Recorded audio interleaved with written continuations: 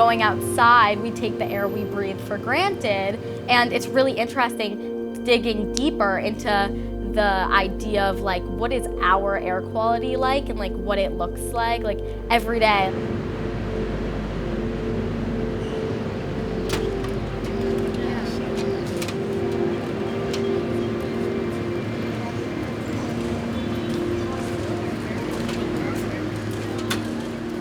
It really changes just in general the way I look at life.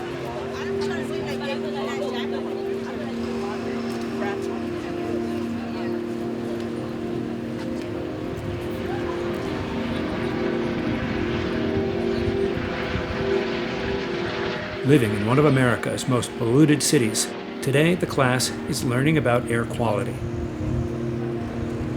We use a model of education that's called expeditionary learning. Students are connecting what they're learning in each of their classes and going out to do fieldwork in the city to learn from their environment. Students designed their own questions after learning about issues related to air quality. Yeah, let's try to retake the photos maybe and see what happens. Go ahead and tell us what colors are those circles that you're seeing? I'm seeing green. You are seeing green. Do you see what numbers are you getting? Yeah, it's 0, and that kind of means that like the air quality is satisfactory. Wow. Air pollution poses little to no risk with 24 hours of exposure. Something that surprised me about the project was like the big difference between the Manhattan borough and the Bronx borough, because I go to school here in the Manhattan for the first time, but I don't live here, I live in the Bronx. And something that I noticed was that like because of like the smoking rates, like where I live, you can see cigarettes on the floor like everywhere. It's not unusual. And there's like buildings that are really close together, and there's factories near my house. So that can cause like pollution from like the smoke coming out of the chimneys. Now, ever since I've like been going to this school and like just familiarizing myself with the environment, I'm always like in my head comparing like the Bronx and Manhattan. You can see kind of really shocking things in the data, including when New York City shut down at the height of the pandemic and the air got really clean, and that surprises students and piques their curiosity, and also learning about how New York City was intentionally designed so that highways ran through Black and brown neighborhoods. That piques their interest and causes them to be interested in this topic. I think students get excited about this kind of work because it's getting them out of the textbook and connects all the disciplines in a holistic way that is based in their place, based in their community, based on what they see around them and what they think is important. And they feel like they have a voice in their learning process.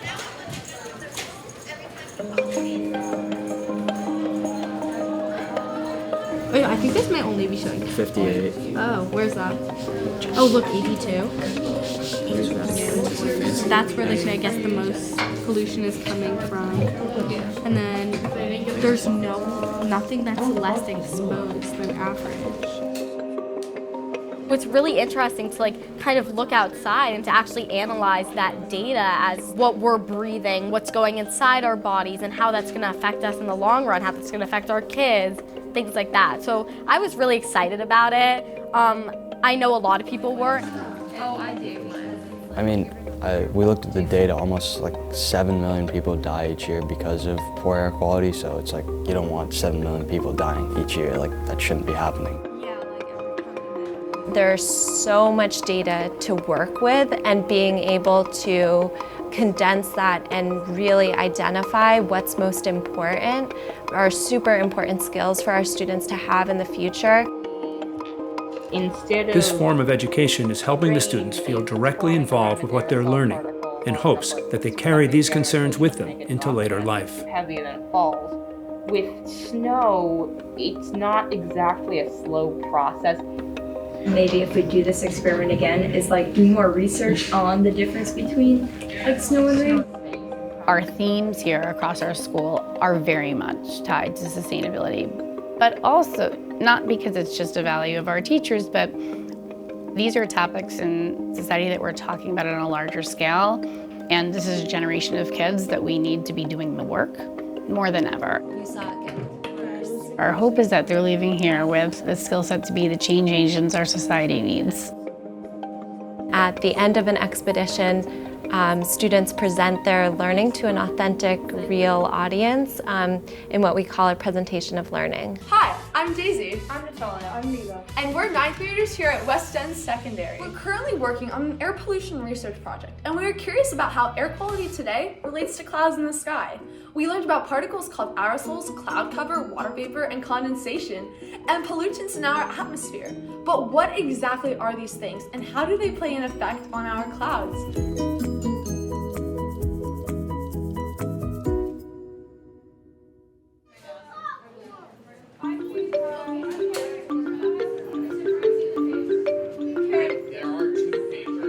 Students actually experience the process that scientists have to go through in communicating data that could be potentially dry and uninteresting in one perspective, but they can turn it into a narrative that engages a public audience. Showing like examples of transparency. So it makes students feel powerful in that they can use their data to make meaningful change.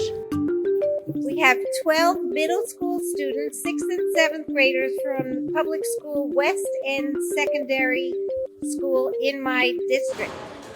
And the importance of this lecture on sustainability isn't lost on this classroom. Climate change is a huge thing with everything going on in today's world. I feel so impacted by something like this just because we have to think about this is our future. I'm worried about what's going to happen. One person isn't going to change anything. We need a community to come together. If enough people do it, it will be able to make a change.